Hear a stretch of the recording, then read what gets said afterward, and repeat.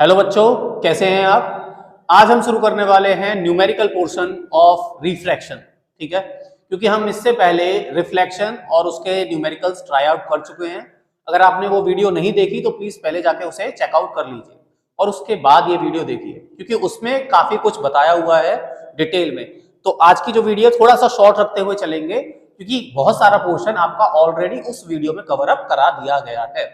ठीक है, इसी के साथ साथ एक दो चीजें और रह गई थी आपके रिफ्रैक्शन में, उसे भी कवर अप कर लेंगे। पहली जो चीज रह गई थी वो है आपकी लॉज ऑफ रिफ्रैक्शन। ठीक है, पहला जो चीज रह गया था वो है laws of refraction. Okay, refraction के लॉज की बात करें तो हमारे पास टू लॉज हैं। पहला लॉ क्या है, देखिए आपको याद है ग्लास स्लैब से जब कोई लाइट पास होती है, इंसिडेंट रे पास होती है, तो वो अपनी डायरेक्शन चेंज कर लेती है। ठीक है, और उसके बाद वो फिर से पास आउट हो जाती है कुछ इस तरीके से। ठीक है, तो जब ये लाइट पास आउट होती है तो इसके पास होता है आपका सबसे पहली जो चीज है इंसिडेंट रे, इसके बाद ये रिफ्रैक्टेड रे, और लास्ट में होती है इमर्जेंट रे। ठीक है, ये नया वर्ड है आपके लिए, इमर्जेंट रे। ठीक, तो ये जो सारी चीजें हैं, ये सारी चीजें अलोंग विद दिस नॉर्मल, ये क्या है नॉर्मल, इस नॉर्मल के साथ सेम प्लेन में लाई करती हैं। ठीक है, तो पहला लॉ क्या है आपका, law number 1, incident ray, refracted ray, emergent ray and normal, all lie in same plane.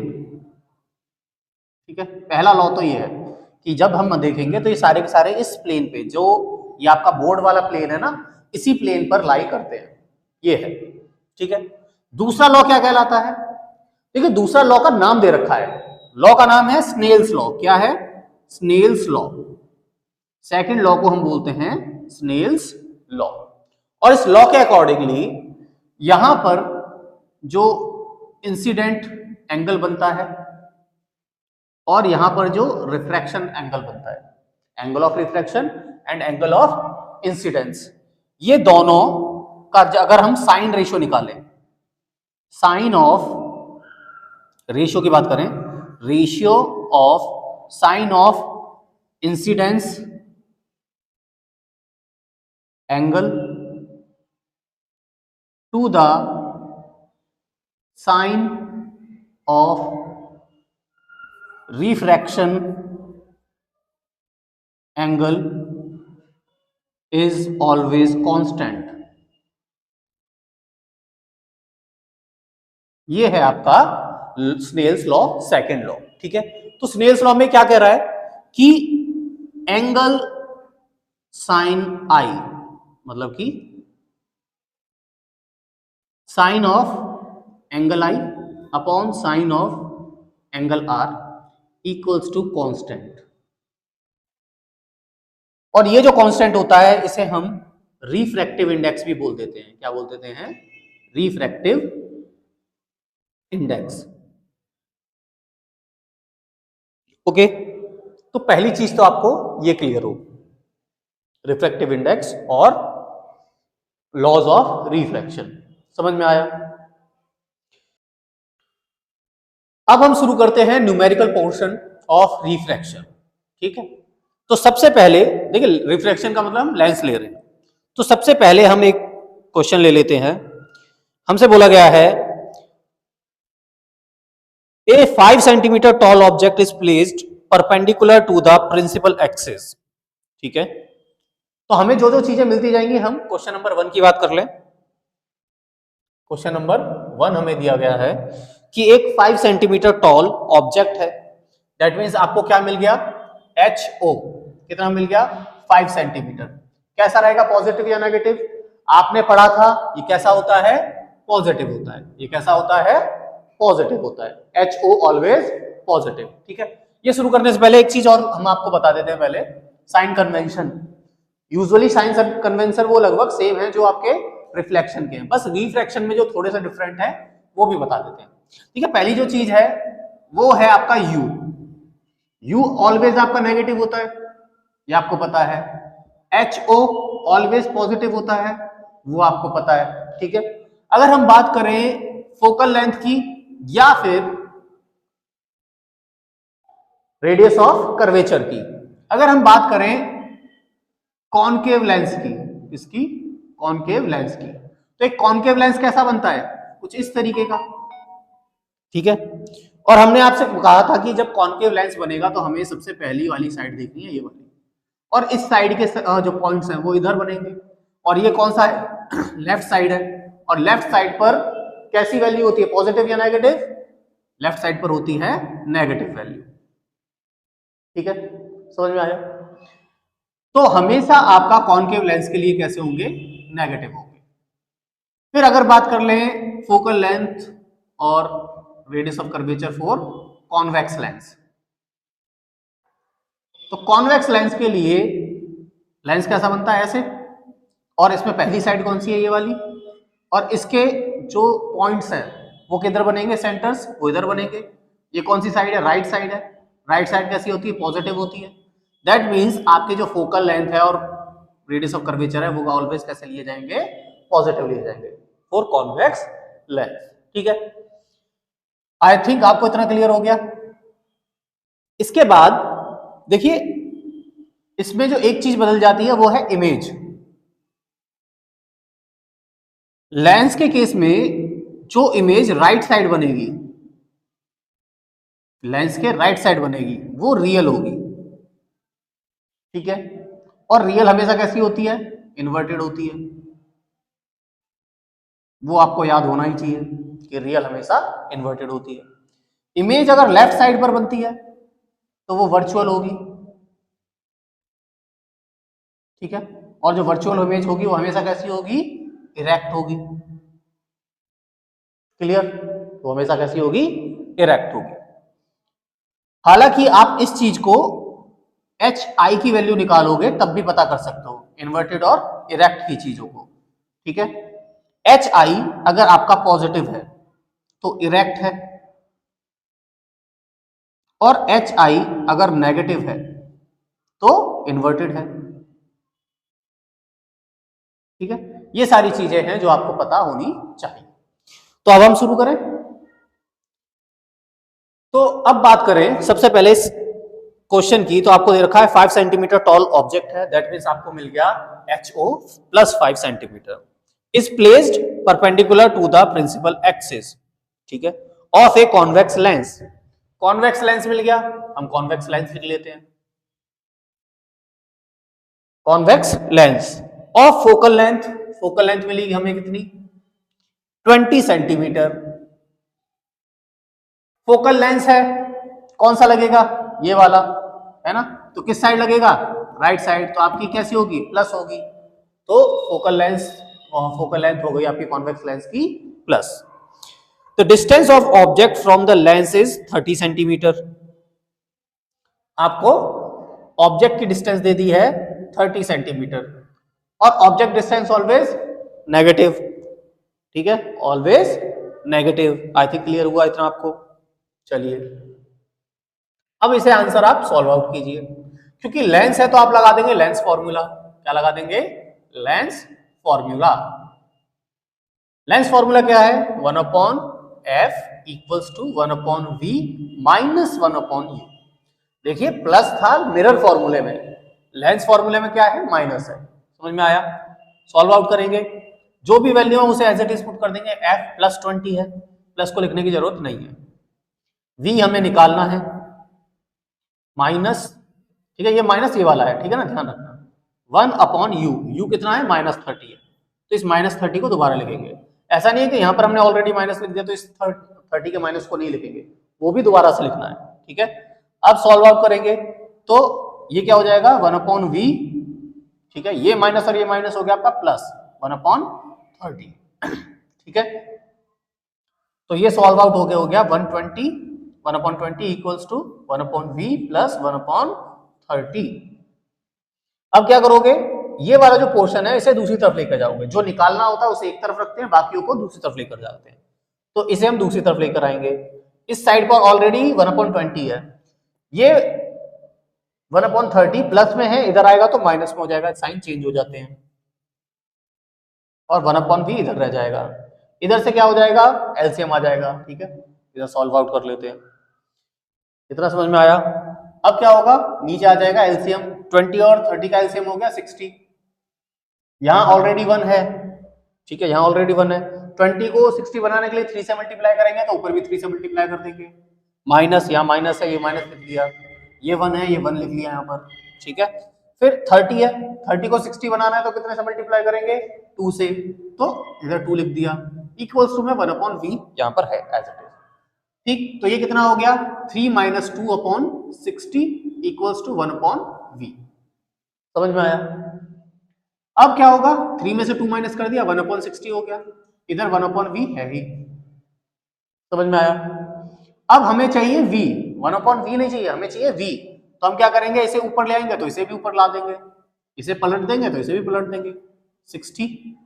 ठीक है, या 60/1, और 60/1 का मतलब क्या है, 60 सेंटीमीटर। कैसा आ गया, प्लस में आ गया, v कैसा आ गया आपका, प्लस में आ गया। समझ में आया? तो इस तरीके से आप इमेज निकाल लेंगे। अब आप देखिए, अगर हमें नेचर बताना हो इमेज का, तो v कैसा है आपका, प्लस है, प्लस मतलब राइट साइड। ठीक है, और अगर लेंस के केस में इमेज राइट साइड बनेगी, ठीक है, अगर इमेज जो है हमारी राइट साइड बनेगी तो कैसी होगी, वर्चुअल या रियल, रियल। ठीक है, क्योंकि v प्लस है तो इमेज बनेगी आपकी वर्चुअल, ओ सॉरी रियल, इमेज बनेगी आपकी रियल। ठीक है, राइट साइड पर बन गई आपकी इमेज रियल। अंडरस्टूड? समझ में आ गया?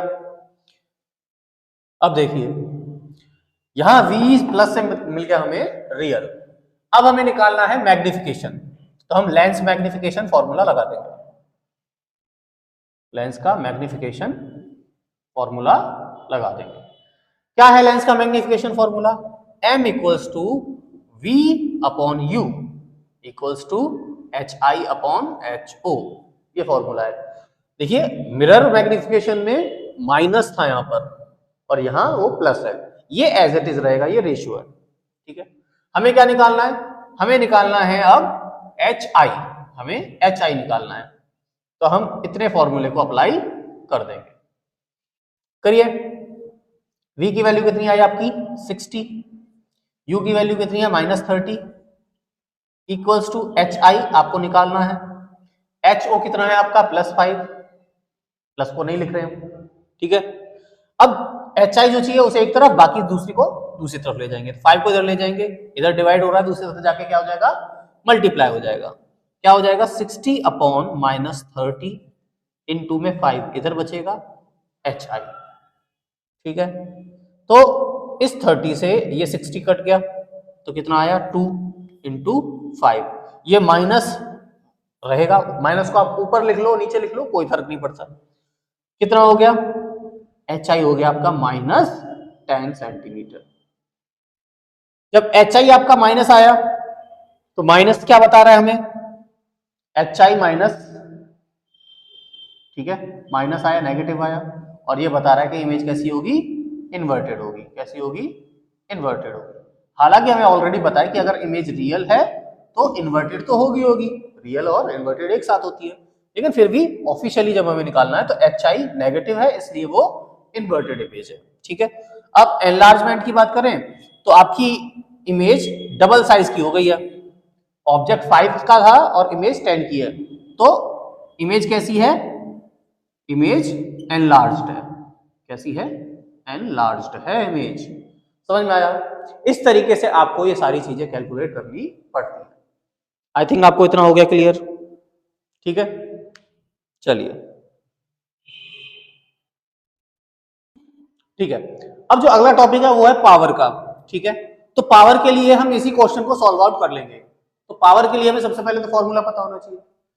लेकिन लेंसेज की जो पावर होती है वो पावर का फॉर्मूला क्या है, P = 1/f। ये फॉर्मूला है, ठीक है। ये आप फॉर्मूला अप्लाई करते हो, लेकिन ये जो फोकल लेंथ है, ये फोकल लेंथ होनी चाहिए इन मीटर, ठीक है। ये फोकल लेंथ हमेशा होनी चाहिए इन मीटर। आप मीटर में कैलकुलेट करके फोकल लेंथ यहां पर रखेंगे, फिर पावर निकलेगी। और पावर की एसआई यूनिट होती है डायोप्टर। क्या होती है? डायोप्टर। और इसे हम कैपिटल डी से रिप्रेजेंट कर देते हैं। तो ये आपका बेसिक है पावर के लिए। आ जाइए आप यहां पर, अब कैसे निकालेंगे पावर। देखिए इसी क्वेश्चन में अभी जो हमने आपको दिया था, इसमें HO आपका प्लस 5 सेंटीमीटर था, ये आपका कॉन्वेक्स लेंस था, ठीक है। साथ ही साथ इसमें फोकल लेंथ आपको दी थी 20 सेंटीमीटर, और क्योंकि फोकल लेंस था तो ये प्लस में हो गया, ठीक है। हमें बस इतना चाहिए, दो चीजें चाहिए पावर निकालने के लिए, कि किस टाइप का लेंस है और आपका फोकल लेंथ कितनी है। बाकी जो चीजें थी वो हमें एक्स्ट्रा उसके लिए चाहिए थी। हमें लेंस की पावर चाहिए, तो हमें क्या करना है, सिंपली इसे पुट ऑन करना है इस फॉर्मूले में। लेकिन पहले क्या करेंगे, फोकल लेंथ को कन्वर्ट कर लेंगे मीटर में, ठीक है। ये है 20 सेंटीमीटर, और इस 20 सेंटीमीटर को मुझे अगर मीटर में कन्वर्ट करना है तो मैं क्या करूंगा, 100 से डिवाइड करूंगा। सेंटीमीटर को मीटर में कन्वर्ट करने के लिए हम क्या करते हैं, 100 से डिवाइड कर देते हैं। ये हो गया 1/5 मीटर, ठीक है। कितना आ गया, 1/5 मीटर प्लस में। मैं ऐसा ऐसे रखूंगा, पॉइंट में नहीं निकालूंगा, क्योंकि क्या है ना, ये आपका रेसिप्रोकल में, ये ऑलरेडी फिर से उल्टा घूम जाएगा, तो पॉइंट में निकालूंगा फिर उसे निकालूंगा तो उसमें प्रॉब्लम होगी। फ्रैक्शन में आ रहा है तो आप फोकल लेंथ को फ्रैक्शन में रहने दो, उसे पॉइंट में मत निकालो। पॉइंट में निकालने की जरूरत पड़ेगी तो हम आगे निकालेंगे, ठीक है। तो यहां पर अब क्या करेंगे, हम डायरेक्ट पावर निकाल लेंगे, पावर ऑफ लेंस, और फॉर्मूला लगा देंगे हम P = 1/f, और f मीटर में कितनी है आपकी, 1/5 है। कितनी है, 1/5। अब ये नीचे वाला 5 ऊपर चला जाता है, ठीक है। ये नीचे वाला 5 ऊपर चला जाता है, क्या हो जाएगा, ये जो 5 है नीचे ऊपर चला जाएगा, तो 5/1 हो जाएगा, सिंपल 5/1 हो जाएगा। तो 5/5 का 5/1 का मतलब है 5, कितना हो गया, +5 डायोप्टर, पावर आ गई +5 डायोप्टर। और इस तरीके से आप पावर कैलकुलेट कर लेते हैं, ठीक है। आई थिंक आपको इतना हो गया क्लियर। ये कुछ न्यूमेरिकल थे, दो हमने न्यूमेरिकल, एक ही न्यूमेरिकल कराया है, और इसी के बेस पे आप चीजें समझ सकते हैं। देखिए आपके पास ना मेन जो हमने यहाँ पर साइन कन्वेंशन बताया था वो होना चाहिए। अगर आपके पास वो है तो आप इजीली चीजों को कैलकुलेट कर सकते हैं। बाकी कुछ न्यूमेरिकल्स मैं आपको यहाँ दे देता हूँ, आप ट्राई आउट कीजिए और इसी तरीके से अप्लाई कीजिए। जो चीज जैसी है वैसी पुट ऑन कीजिए, थोड़ी सी बेसिक मैथ आनी चाहिए बस, ठीक है। बाकी ये अपने आप सॉल्व आउट हो जाएगा। चलिए आज की वीडियो यही समाप्त करते हैं, और अब हम कल नेक्स्ट चैप्टर शुरू करेंगे, ठीक है। चलिए।